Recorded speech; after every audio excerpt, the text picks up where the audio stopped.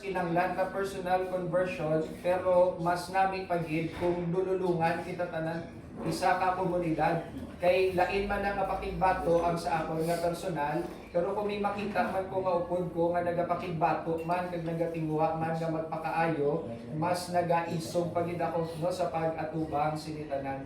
And so with regards to that no nga ano ang konkreto nga aksyon pagid nga ginaguso sa aton sa aton nga mga kaobispuhan no, sa Katoliko nga simbahan. Una, let us fight impunity together. No, batuan ta, pakigbatuan ta ang impunity nga ululupod ta kay kung paisa-isa hindi ta masarangan no ang aton nga kontra. So dapat updanay kita tanan.